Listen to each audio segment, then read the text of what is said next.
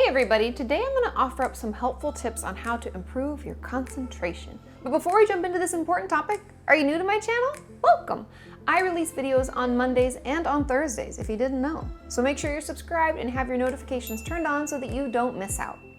Now with school starting and work never really ending, spoilers, we can all find ourselves struggling to stay focused and to finish all that we need to do. If you're like me, you can continue to put off tasks that are going to take more time or even ignore small tasks because, you mentally already finished working that day. Also remember that depression and anxiety can make concentration at times feel impossible. And if we aren't interested in the thing that we have to do, ADHD can pull our brain into a million other directions. But the good news is that we can take some steps to help us keep focused and to turn our to-do list into a to-done one. So let's jump into those tips. Number 1. Set up a study/workspace. I've talked about this before, but we know through psychological research that mixing our areas can cause all sorts of issues. Like if we study in our bed, our brain begins to associate our bed and bedroom with being alert, awake, and focused, which is great when we're trying to study, but terrible when we're trying to fall asleep. So setting up a comfortable, but not too comfortable, area that is free from distractions. Don't try to work on that boring project while your roommate or spouse is watching Brooklyn Nine-Nine or, Law and Order show or anything like that. And making it the space where you always do your work. It will help you sit down, stay focused, and complete all that you need to do. Number 2, set up realistic goals. You're not going to finish that entire 10-page paper or 40-minute presentation in one sitting, or in one day for that matter. So make sure you take into consideration just how long you can usually focus.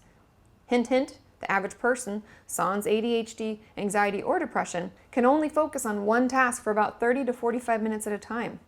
So maybe your goal for that paper should be to write 3 pages before dinner. Even as I prepared this video, I was preparing 5 videos that week. I gave myself breaks every time I completed my research, then I completed the outline. I rewarded myself at the end of the day with dinner out. So set up some goals you can achieve and reward yourself with something that you love. So when you meet those goals, you get to do a really fun thing. Also, doing this just keeps us feeling good about ourselves and our ability to complete the tasks. I love putting checks in boxes. I'm like, ooh, I completed something, yay!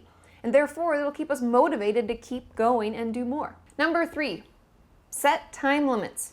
Just like I said, our brain can only focus for so long. Recognize what that limit is for you and set a timer to go off so that you get to take your break. Or if you just can't focus anymore for whatever reason, give yourself a 5-minute break to do something you enjoy. I love to take a break to watch part of an episode of Law and Order. That way, I allow myself to watch the ending, which let's be honest is the most exciting part, when I complete the task that I had originally started. Number 4, break down larger tasks. Do not put due project or release 7 videos down on your to-do list. You'll just feel defeated before you even get started. That's a lot. Instead, we need to break it into smaller, more achievable tasks. For example, going back to my, video creation example, if I was to break it down, I'd give myself one task for coming up with the articles and research, then another task for reading that research.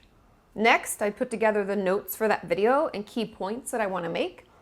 Then I'd schedule a film day. Then I'd film. Next, I'd edit. You get the idea. There are a lot of little tasks inside those larger tasks that we can complete each and every day.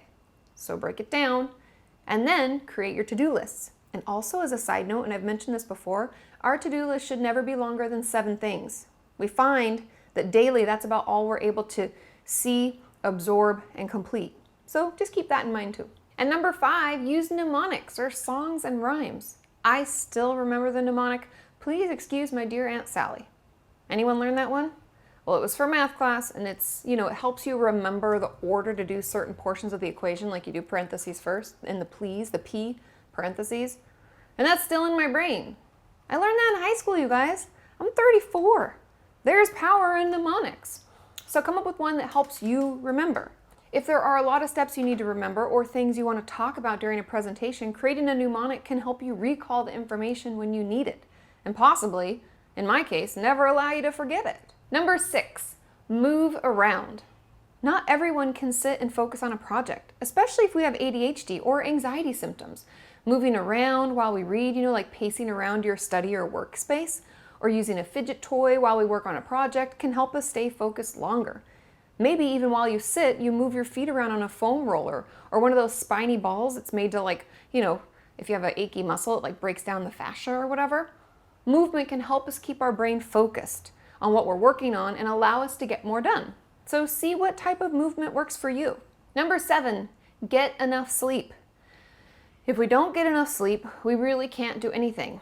Trust me, sleep is the time our brain gets to clean out all of the bits it doesn't need anymore.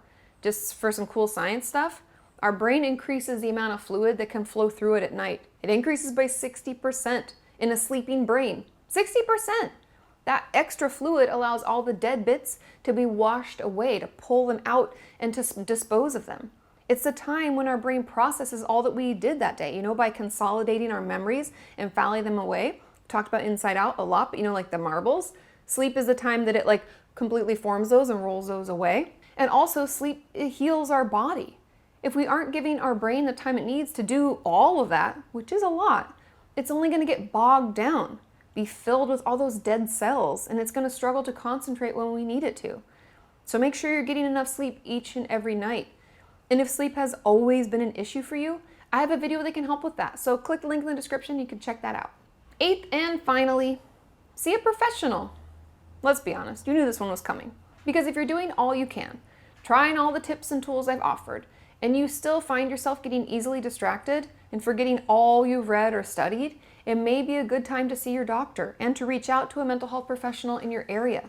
There are so many reasons we may struggle to concentrate, and if we just can't seem to make it better on our own, getting assessed is an important next step.